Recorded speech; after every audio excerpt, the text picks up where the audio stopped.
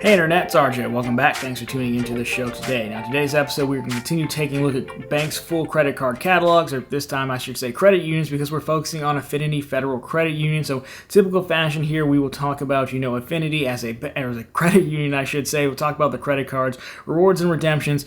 Of course, how you actually become a member of this credit union, because this could potentially be nationwide, unlike most credit unions. So if you see something of interest, don't count yourself out just yet. Of course, coming out the other side, figuring out if membership is worth it to add one of these cards to your wallet or not. So of course, if that sounds interesting to you, then go ahead, press the subscribe button, and let's get to work.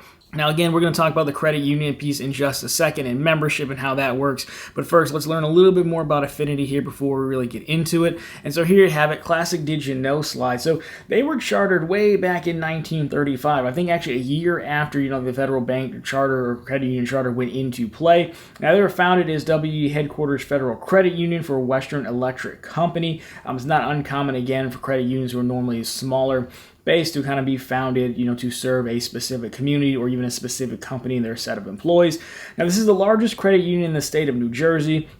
They have about 20 branches across 3 different states, and they're actually in the top 2% of credit unions by asset size. So, again, for a credit union, that's kind of, pretty impressive there. So it stands to reason they may have some interesting products. Now, I have a full video on the difference between like credit unions and banks that I can link down below for you. But, the long story short of it is with credit unions, number one, they're usually more locally focused. Again, we talked about it, and did you know, it's not uncommon. It was where, more often than not, like if Bank of America said this branch is only for people who work at McDonald's, right? That would be like discriminatory, and you can't do that. Credit unions, on the other hand, can get away with that because they're community-based. It's not uncommon for them to serve a specific community, like a specific county within a community, or like a specific group of employers or things like that. And the reason how it works is you basically become a member of the credit union through a membership share. Membership share usually means you have to have $5 on deposit in like a membership share savings account, and you cannot withdraw that. It basically just stays on deposit, while you're, working with the credit union as a customer. Now, of course, if you were ever to close the account, yes, they will send you your $5 back. So again, with Affinity here, it is, obviously in 3 different states, but again, this does become nationwide because if you take a look at how to become a member, they have a lot of options here. But really, the one you'd be probably most interested in is you can make a donation to one of their organizations. I think it's like a $5 donation. And that would technically make you a member, and then you could get some of their products. Now, I have a referral link for a bonus, a checking bonus that Affinity also runs as well for $100 that I can link down below from the main channel, from the second channel. Sorry, if you're interested in joining, that way you could double up on your money. But I am a member. I did make the donation because again, I like their checking products, and it has a whole referral program. That's why we're doing the shameless plug right now. So that will be down below. Again, if you're interested in watching this in the future, just make sure that is still an active part of it when you do, but something to consider there.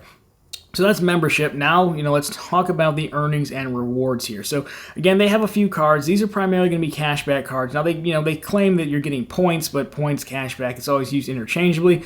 Now, the main redemptions here are going to be statement credits or deposit into a checking savings account. I believe it should be an Affinity account requirement there because, again, you're going to have an account because you're going to be a member. They did have references to like travel portals and things like that on their site, but again, with cards like this, it's generally cash back. If a statement credit or deposit is the way to go because then you're going to get your 1 cent per point valuation.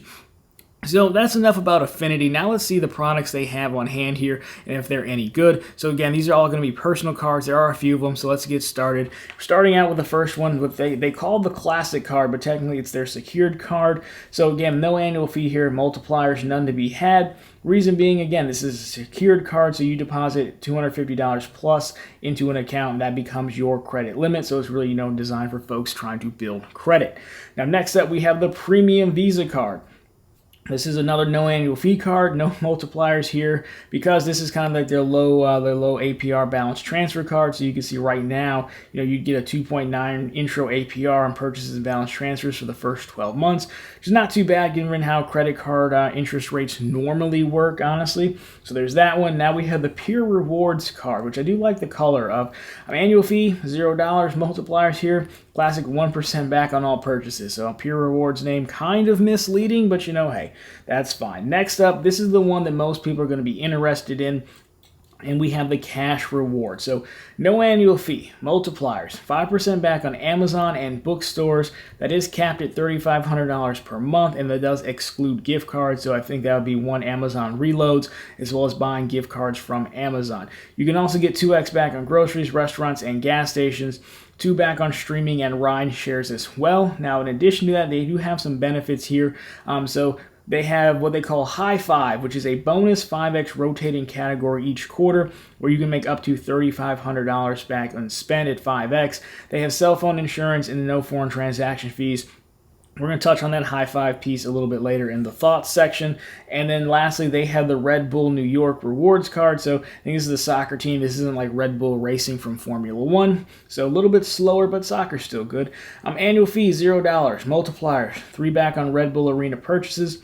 3 back on the Red membership. I assume that's like a membership to the team or something. 3 back on sporting goods stores. 1.25x back on all purchases. And then the benefits here, you can get unique fan experience and special items. I think the example they gave was like signed jerseys and things like that. And actually, my apologies, ladies and gentlemen, there is a business card, so we're cutting in a little bit late here to add this, but we have the business first card. Now, you can kind of see why I missed it, because we're looking at no annual fee. Multipliers are a classic 1x back on all purchases.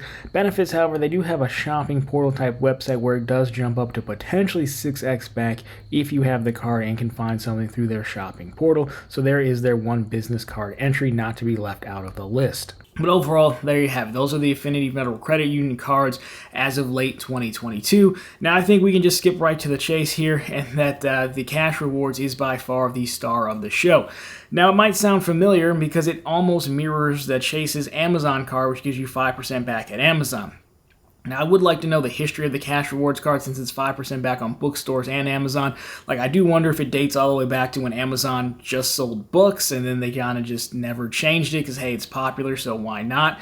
So this card's actually pretty good. Now, yes, there is a cap on it at $3,500 a month, but the thing with the Amazon Prime card from Chase is, yes, there is a no annual fee. Well, both of the cards from Chase have no annual fee, but technically to have the Prime card, you do have to have Amazon Prime, which is about $120 a year, and the price usually goes up every year, which again I think is worth it, but again not everyone may want to do that and pay the $120. So again, you're trading like no annual fee technically for still getting 5% back. Yes, it's capped, but $3,500 is still a lot, honestly, of spend at Amazon, right? So I think that's fine. And then you don't have to pay the Prime membership, which could be advantageous for some people. Now, in addition to that, sometimes the Amazon card is in 524, sometimes it's not. If you're unfamiliar, 524 is Chase's rule that you've had 5 new credit card accounts open in the last 24 months. They're going to instantly deny you. So, if you're out of 524 or out in 524 purgatory, as we say, and they're in a weird spot where they're not excluding that card from 524, then this could be another option as well. Now, the High Five program is interesting because they don't reference that anywhere on their page. The only reason I found it, remembered to include it, is because I had heard about it, I knew it was a thing, but I thought they retired the program.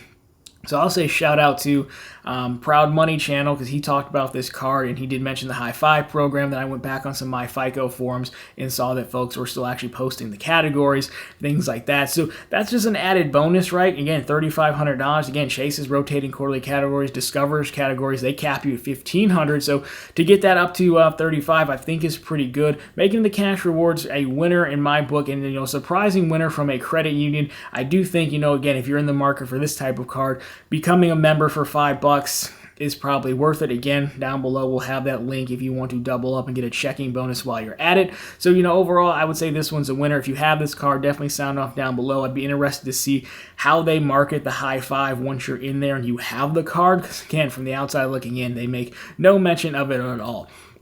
But anyways, guys, that's been it for Affinity Federal Credit Union. So, of course, if you would like this one, drop me a thumbs up down below. If you found it particularly interesting, consider subscribing to the channel as we're posting content just like this every Monday, Wednesday, and Friday. And, of course, we're right back here every Sunday with all the news you can use in the week that was in credit and finance. Again, question down below. For you guys who have the card, let me know how it works out once you're on the inside, how the marketing works, the awareness of the High Five. And if you're on the outside, are you considering adding this card, especially to, strengthen a potential cashback setup, or even as an alternative to the Chase Amazon card? Love to get your thoughts on that. But anyways, guys, that's going to do it for this one. As always, thank you so much for watching. Talk to you very soon in the next one.